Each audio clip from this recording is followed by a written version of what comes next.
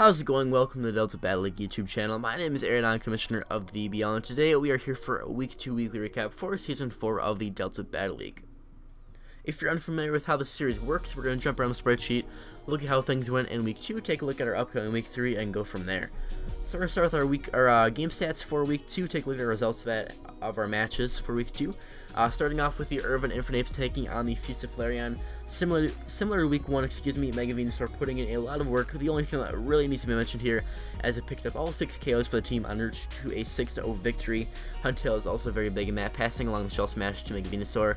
Meganium did clean up and finish the work from there. Next up, we have the Minnesota Wild Charge taking on the Wisconsin Dusknoir. As you can see from your stat sheet there, Crocodile was a very big threat to the Wisconsin Dusknoir squad. And once it could get that superpower off in the Mega Lopunny late game, Scarf Crocodile, mind you, it had the ability to clean up and finish it off from there. So Crocodile, very pivotal in the Minnesota Wild Charge first win of the season. Next up, we have the Liberty Vivillons, taking on the Detroit Magnetons. Kieran Black put a lot of pressure on the Draco Meteor early game, getting 2 kills. And Snorlax could come in late game and clean up with 3 kills and 0 deaths, cursing up. And taking on the Victini, Vaporeon, and the Shaman, I believe, were the mons remaining at that point in time. So Snorlax being very big in that battle, and we'll see what those mons can do later on in the season. Next up, we have the Boston Buizels taking on the Colorado Mamoswine, 2 of our coaches that have been around a little bit longer.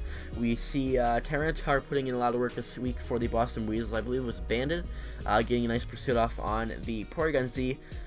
We also had Dragonite Dragon Dance up late game and get 2 kills and not die, so that was very big as well. The Boston Buizels getting their first win of the season. Next up, we have the Kansas City Nidokings taking on the Phoenix Sunflora.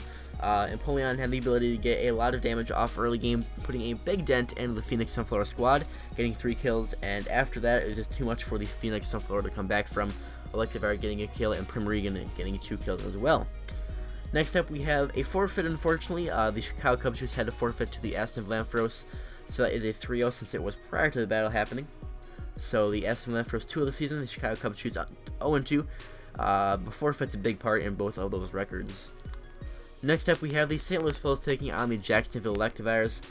Very back and forth battle. We see a lot of damage being thrown back and forth between the two teams, but in the end, the St. Louis Blues able to win 2-0 and keep their season alive at 2-0 as well. Not alive, but everyone's season alive. I meant keep their undefeated record alive, as that is 2-0 as well. And finally, we have the Seattle Seadras taking on the Motor City Meganium.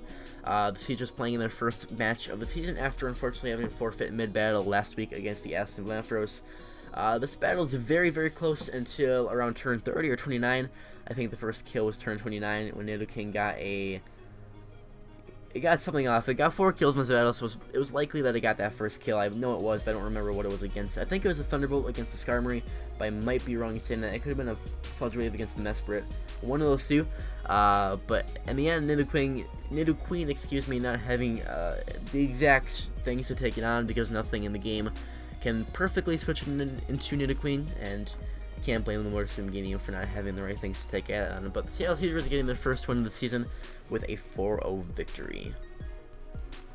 Next, we'll hop back to the main page and take a look at our standings. Starting in the Pony Division, we have the St. Louis Blues on top at 2-0, seeing if they can continue their history of performing well in the Delta Battle League. The Boston Buizels and Motor City Meganium trail behind by 1 game at 1-1, and the Detroit Magnetons on the bottom at 0-2. But it's only week 2, so anything can happen. You'll see the rest of our teams. Everybody's still alive. Anything can happen. Being an 0-2 at this point is nothing to be too concerned about. Hopping to the Melee division, we have the Jacksonville Electivires, Seattle Seadras, and Liberty Vivillons tied in first at 1-1. That's definitely going to be a very close division, and the Colorado Mamoswine trailed by 1 game. Last season's runner-up in the finals, so definitely a very good division there. We'll see what can happen there, but pretty close and knotted up as is now. Down to the Ulu division in the Moon Conference, we have the Irvine Infernapes and Kansas City Nidokings on top. The Irvine Infernapes starting the season 2-0 with 2 6-0s. It literally does not get any better than that for them. So we'll see if they continue their streak. The Kansas City Nidokings as well 2-0, behind only by differential. But again, you know, it's kind of hard to keep up with a team that's getting 6-0s on a weekly basis. The Minnesota Wild trail behind by 1 game at 1-1 in a neutral differential, and the Cubchoos 0-2 at -6. That'll be a very good division, as well as hopefully we can see the Cubchoos turn things around. And the Wild Charge, all of these teams have been in the playoffs before, I believe.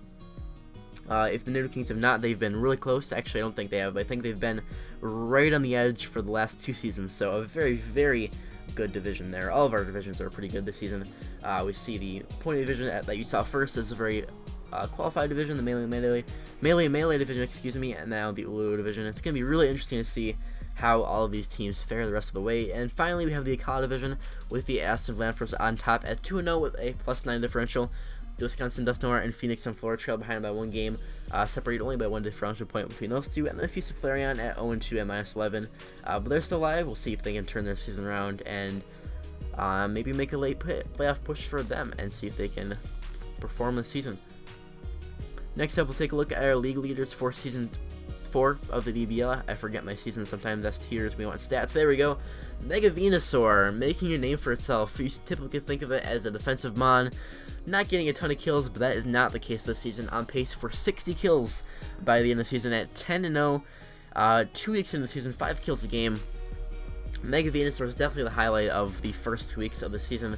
Crocodile also five over/under points behind, getting 5 kills this week, 6-1. We see Mega Scizor at 4-1, carrying over those 4 kills from week 1 against the Chicago Cubchoos, along with Marowak at 4-1, Electivire at 4-1, and Nidoking at 4-1, and Napoleon also at 3-0, and Mega Lopunny at 4-2 to finish off our top mons this week. We also have Tyranitar and Snorlax. I guess we'll finish with the top 10. It seems weird to stop at 8. Tyranitar at 3-1, and Snorlax at 3-1. Both of those guys having really good performances this week in the DBL. We'll take a look at how our Pick'em crew did this week. You can see everything there. I'm not going to go match by match and explain how that went, but overall we have Point Blank at 9-7 through the first 2 weeks, Mitch at 8-8, and Ultra Player at 7-9. Everyone's picking pretty similarly, so we're not going to see any huge differences yet. I think once we get along, we'll have some different upsets here and there that'll happen. I mean, it's kind of hard to predict that stuff, but we'll see if any of our coaches make some underdog predictions as the season goes along. We don't actually have power rankings yet at the time I'm recording this, so we're going to skip that and hop right into our week matchups for next week. Our week 3 matchups. First up, we have the Aston Villampharos traveling to the Fussa Flareon all the way over in Japan. Our British squad taking on the Japanese squad, so we'll see how that goes. I guess they're both coaches are from the States, but the teams are, you guys know what I mean. The Boston Buizels take on the Detroit Magnetons. That'll be a really good battle. We have the Seadras take on the Colorado Mamoswine, our championship rematch from last season. The Cubchoos are taking on the Infernapes. We'll see if the Infernapes 6-0 streak can be broken by the Chicago Cubchoos. The Jacksonville Electivires travel to take on the Liberty Vivillons. The Kansas City Nidokings travel to take on the Minnesota Wild Charge.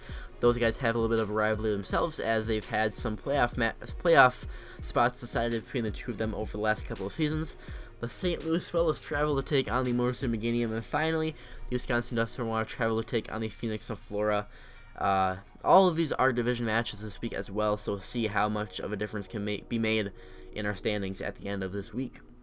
That will conclude our weekly recap for Week 2 of the Delta Battle League. Make sure you guys check out the DBL Twitter and all of our coaches in the description below, and check back soon for the Week 3 weekly recap. See you then. Thank you for watching. Goodbye.